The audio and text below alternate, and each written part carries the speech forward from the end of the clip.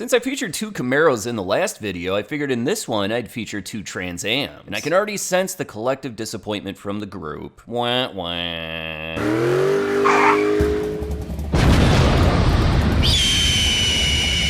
God bless America. 1979 Pontiac Firebird Trans-Am. And I can already smell the interior of this car. Not to mention, if you just sit in the thing for a minute or two, you're definitely gonna have a positive drug screen for at least one illicit substance.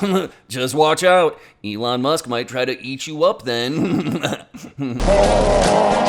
Obviously, I'm just kidding. These cars have really grown on me over the last few years. I think they'd be fantastic drivers. They seem like they'd be very comfortable as long as you just don't sit on the cigarette burns. If there's any owners out there, leave a comment about your experience with one of these cars. I know my father-in-law never stops talking about the one that he had. Of course, it was the fastest car in 3 counties. But he also drinks heavily and has untreated sleep apnea. I'm not sure if that has anything to do with this, but he's very unhealthy. It's concerning. And with the 1979 Trans Am, there were only 3 engine options. The Olds 403 was standard, and you could only get that engine with an automatic transmission. Then you could downgrade to the Pontiac 301, which was essentially a credit option, and it was rated a whopping 150 horsepower. At least with that one, you could get a manual transmission. And then the final option, though in very rare supply, was the W72 Pontiac 400. It was rated a somewhat impressive 220 horsepower, and that one only came with a manual transmission. This car features the standard Olds 403 with a compression ratio from the factory of 7.9 to 1. But even with that, it was making 185 horsepower and a fairly impressive 315 pound-feet of torque. So I guess we'll see if this Firebird has enough to take flight. What's the deal with Pontiac only offering an automatic transmission with the Olds 403? It's crazy! Admittedly, my Jerry Seinfeld impression, not good. But I do a pretty solid Kid Rock. I was drinking Bud Light all summer long. As a reminder, we're on the road to 100,000 subscribers, so make sure you subscribe to the channel. And here's the thing. If you don't subscribe to the channel, I'm going to make infinitely more fart jokes, and nobody wants that. I die a little on the inside every time I realize this is what my life has come to. Okay, thanks you guys. So yeah, this car has an automatic transmission, and specifically, it's a 3-speed automatic TH350. Outback 241 gears were standard, but this car is listed as having 273 gears. So I did a little digging, and sure enough, you could get 273 from the factory if it was a high-altitude package, or if it's a WS6 car with air conditioning. Now, I don't remember if this car has rear disc brakes or not, but if the owner's out there, if this is a WS6, let us know. Man, if this thing's a WS6, well, that would be a really great car. I mean, the more I look at this thing, the more I really want it. Damn, girl.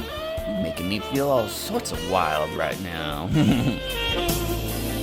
And the weight of this car is truly surprising. I really thought that this thing would be tipping the scales at even close to 4,000 pounds, aka your mom. But with the driver, it only weighed 3,696 pounds. And for a 79 Trans Am, yeah, we're gonna take that. The price of the 79 Trans Am, pretty solid. This thing started out at $6,699. Of course, there's a lot of other options, but with that, you'd get the Olds 403, the automatic transmission, and as you can see, adjusting for inflation, that'd only be $29,500 today, so a pretty darn good deal for the late 70s. So it should come at no surprise that they sold a ton of these cars.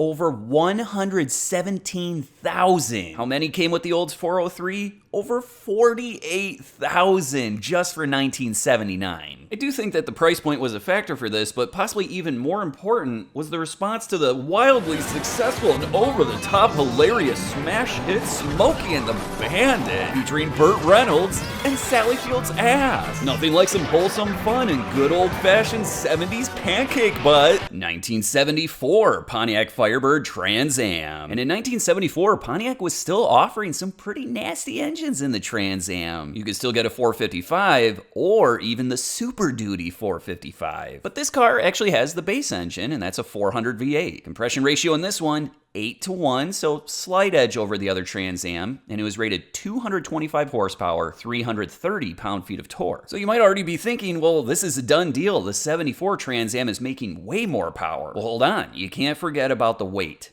And this one, it's heavy. With driver, 3,990 pounds.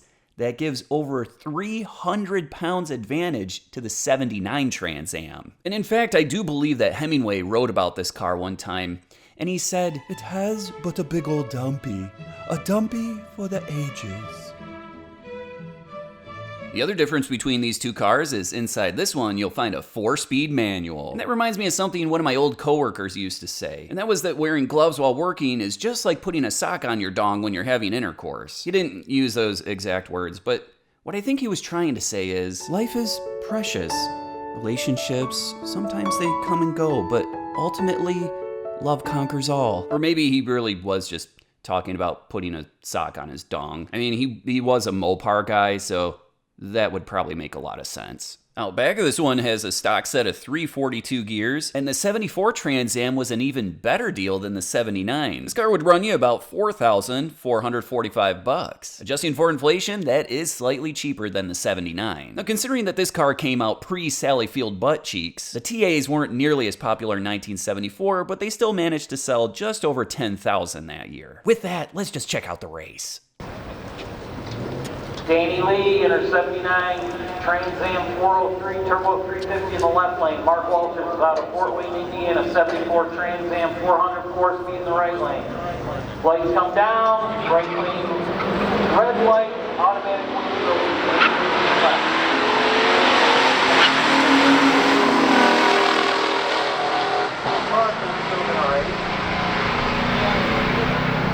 The wind in the left lane, 1430 left.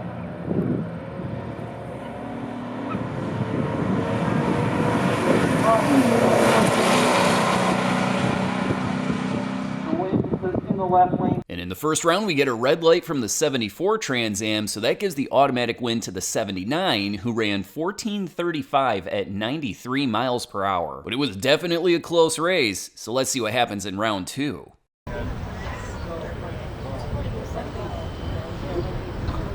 Up now, 74 Trans Am owned by Mark Walters out of Fort Wayne, Indiana, up against Danny Lee with the 79 Trans Am powered by a 403 Oldsmobile. 001 light out of the front.